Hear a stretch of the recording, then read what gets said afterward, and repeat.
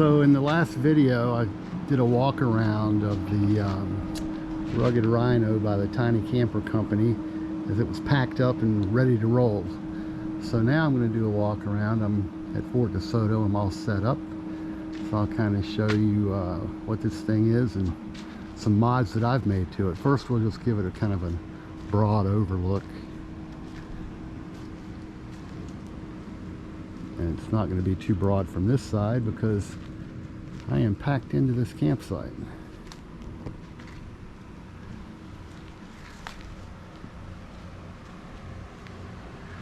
So you can see I've got a Ironman awning on the driver's side. I've got a Rhino rack bat wing on the passenger side in the rear, a couple of kayak racks up on the top.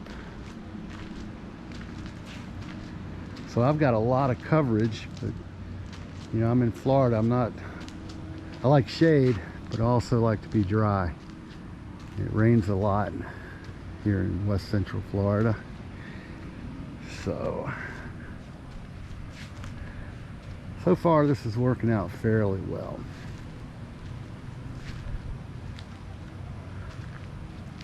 So that's kind of the general view, and I'll come back and show you some of the details. By the way, here's the other view I had today, which is pretty awesome. So this is camp. I pull this thing with a Tacoma 6-cylinder.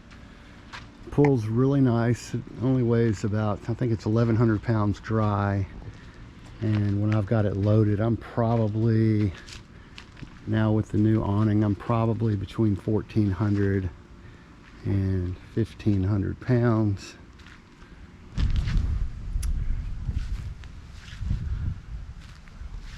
So it's a good setup for me. Me and my wife, you know, for two people, this is pretty awesome. I think canopy edge to canopy edge, we're right about 24 feet wide. So again, I love the coverage. I try to stay dry. Camping in Florida, it's not easy. It can rain every day horizontally for an hour or so. That's nothing unusual. These picnic tables are freaking huge, but I got it in there. And I don't always do that. Sometimes I'll just pull in 3 or 4 feet just to give me enough space to eat. I typically grill on one end of it.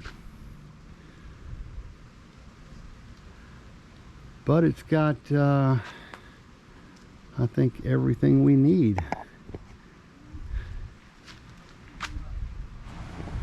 Obviously, we don't have to use both canopies or any, but I really like to have the coverage.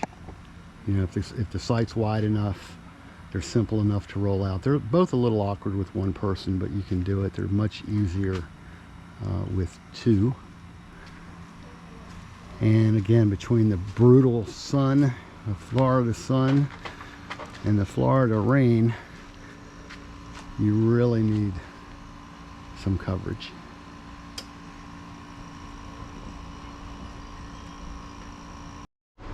These Rhino rack legs are pretty good. They're twist lock. I tie them down, although at the bottom of the legs there's a place to run 2 opposing tent stakes on 45-degree angles, which holds it down really nice. The problem with that is if you get a sudden rainstorm and let's say you've got to lower a corner, you can't turn the bottom of the leg to unlock it to change the height. So I don't use that part. I pretty much just run. I'll put a stake at the bottom of the leg, push it in at about a 45-degree angle, and then tie it off. That way I can change the height super fast, and you know, 10 seconds I can drop these front 2 down and push that rain down and keep the wind from getting up under it as much as it normally would. 4x8, it's a 2020 Rugged Rhino. I bought it, it was manufactured in December of 2020. I bought it in May, so very light usage on it. And we've got a coon visitor today. The raccoons are plentiful here. You just come in, stare at you for a while, see if you've left any food out for them, and hopefully they go on their happy way. Little trash bandits. You can see up on top I've got 2-liter kayak racks. I love those things. They fold down. They're almost infinitely adjustable. So when I fold them down, I can get this thing in my garage and clear the door. Also up here, the manufacturer put these Valterra valves in for an old style air conditioning system they were using, but they don't anymore. But I use them for passive ventilation. I've got a couple of small fans that I'll show you mounted on the inside of the cabin that blow air out. Their air conditioning system I'm not crazy about. You know, they added this little vent, which is nowhere near enough air to keep that thing supplied with what it needs for good intake and exhaust. So what I did is I just leave it open, but I worry about the rain, so I bought this little box, and you can see I ran all the electrical connections up in here. So there's a 12-volt adapter, and the air conditioner plugs into there, and I forget what else. There's an intake plug that the manufacturer provided for the air conditioner, which is kind of nice. I think the original owner put this Fulton jack on here, which I like. It's not new, but I just added this Ironman 4x4 canopy, which is pretty awesome. It's 8.5 feet out this way and about 8.5 feet out that way. It's a little awkward for one person to set up, but I can do it. But I like it. So it's got rigid sides on it. It's heavy duty ripstock canvas, so I like that. Or it's not canvas, I don't know what that stuff is. On this side, I added more lights, and I added these lights up on the front that you see there. It comes with a light over each door, but I really like them. They're motion sensor, they're solar, they come on at night. They've got 3 modes, so as I move around the cabin at night, they come on as I move into an area. Added these shelves, which got the idea from, I think I mentioned in the last video, a guy, and I cannot get his YouTube channel straight. It's either Camera and Camp or Camp and Camera, but check it out. He's got a really good channel, especially if you're into teardrops. So I have this shelf up on the top, and it's just got miscellaneous stuff, kitchen stuff, more kitchen stuff, gas. On the bottom of that shelf I mounted these little lights. I'm going to put a paper towel holder over here and probably another power strip. On the lower shelf I've got a sink. The stove lives here. Sometimes it lives up on top if I'm not using it. But when I made this shelf, I saved the cutout on the sink to give me some more work area. So I can pop that open. I have a little collapsible water tray in there, and a dish drainer. Found a little RV faucet, which is kind of nice. It folds and turns and gets out of the way when you're moving. I added this garden hose piece here. This is an intake that the manufacturer provided for shore power. On the bottom, this is just a friction mount drain. It's a sump pump discharge line. This is kind of messy down here, but I added a filter for the faucet side, and then that garden hose has actually 25 feet, which is really handy. I can pull that thing out, I can take a shower, I can wash something off, whatever. But it's all kind of connected and split, so I've got a hose that goes over to the one supplied by the campground. It's really messy right now. I got to figure out a better way to do that. Looking at the inside on this side, this is a passive vent.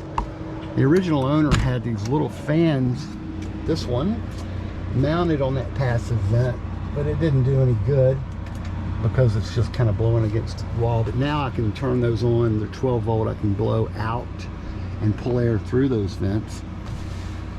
He had a TV installed. I don't know what I'm going to do with that. There's a 5,000 BTU air conditioner, which I'm not crazy about the location because it's right down on the floor. I cut the bed back in order to give that thing some air. It came with one of these foldable 4-inch thick futon / queen beds, and I cut it down, and then I added a 4-inch memory foam topper to it. Not a lot going on in here. I don't spend any time in here other than sleeping, but I've got a little storage. The window's open. There's some storage back there. They provided this little light, which I kind of think is okay. You can see the backside from here, and I can get to things in the backside if I need to. And back outside,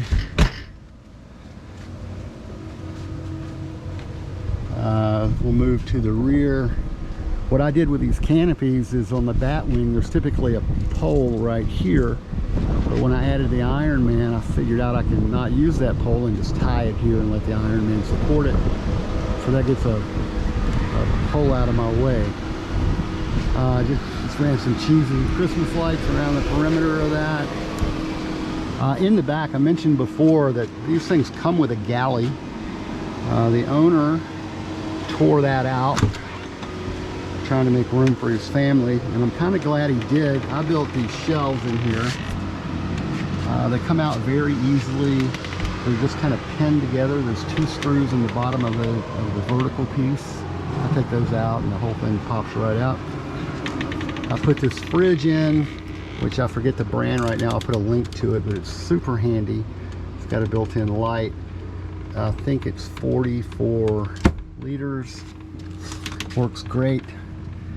But I've got plenty of room once I pull stuff out. When I'm at camp, I've got a lot of room, just kind of temporary room.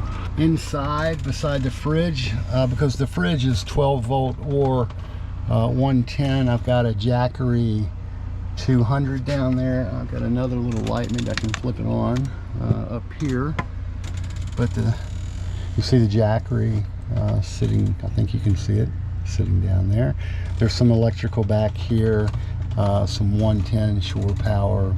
There's also a 12 volt plug-in back here.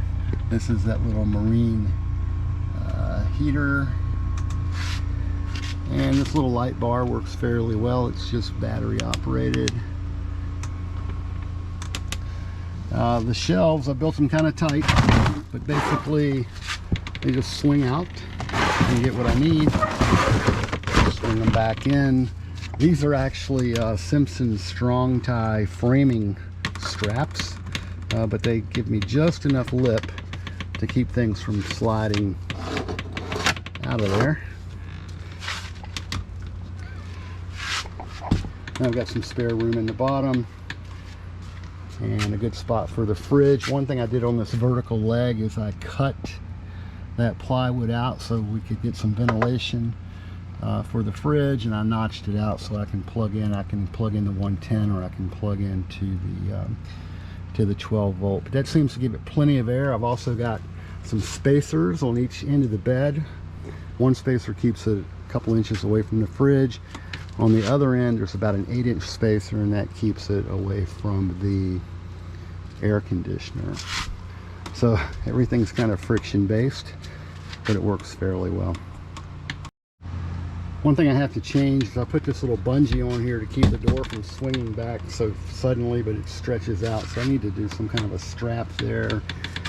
I bought a cheap little whiteboard from Walmart, and I just add things that I realize that I need or I've forgotten, or whatever. And that reminds me, I have a stand-up changing tent, one of those little things that just pops up. And I forgot it. I left that home in the garage. So usually I would put that on one corner of this awning so I can pop in there and change clothes. It's really super difficult to change clothes when you can't stand up, and obviously I can't stand up inside of this camper. I added this bumper slash step. It's cast iron. It gives me a little protection. You don't want to run into me with a car. I added these other 2 lights back here. So again, they come on as I need them to. And then we've got the bat wing, a lot of coverage. Over on the passenger side, I added an upper shelf, and I keep a little coffee maker, you know, phone, speaker, just little stuff that I don't have to put away every night. On the bottom of that, I've got a power strip mounted paper towel holder and another light bank, because I added this light here, but when I put the shelf up, of course, it blocks out most of that light. Then on the lower part, I've got another shelf. It rests when it hinges down on top of the fender. You can stand on these fenders, by the way. And also the shelves have these hinges that keep them sturdy. So I've got one on the upper. I don't need one on the lower. Ice maker, which is awesome. I just picked this up. Cocktails are very important to me when I'm camping, and you can't have a good cocktail without having an ice maker. So between the refrigerator and the ice maker, I don't deal with ice anymore, and because I'm filtering the water, I can use the water provided at the campground for the ice, and so far that's worked out really well. What else? Oh, the manufacturer provides shore power input but no output, so I added 2 outputs on the passenger side. There's one down there, and then I added another one up here on the front corner. And popping the door in here, here's the bar. I've got a little dehumidifier in here, the other vent fan. There's a little marine heater back there that doesn't work very well, but it does have a bit of a fan in it. I've got some storage here if I need it. I can get to my clothes. Those trays are food, clothes, and then the bottom one is linen and towels and that kind of thing. Got some storage back there. The previous owner put these blinds in, which I'm not crazy about, but they're okay. One thing I did not like, these doors are raised above the level of the floor by about 4 inches. So I got to thinking I need something, because it's killing my butt when I sit down. So I decided to build a storage box. So this is kind of a ground box. I keep things that tend to get dirty in here, tent stakes, that kind of thing. They live in the ground box. And then when I need to, I can sit on this and come in, and my bony butt thanks me for it. I also put a small humidistat with a thermometer in here. This shelf is pretty much useless. That came from the factory, but it's too narrow. If they would have brought it over here to the door, it would be about 4 times more useful than it is, so I use it for nothing. I'll probably take it out and put a wider one in. But overall, I love this thing. You can see the spare tires mounted on the side. It kind of gets in the way, but I don't have a better option. I did put an anti-rattle clamp on there because it rattled around a little bit, and now that fixed that. It's nice and sturdy.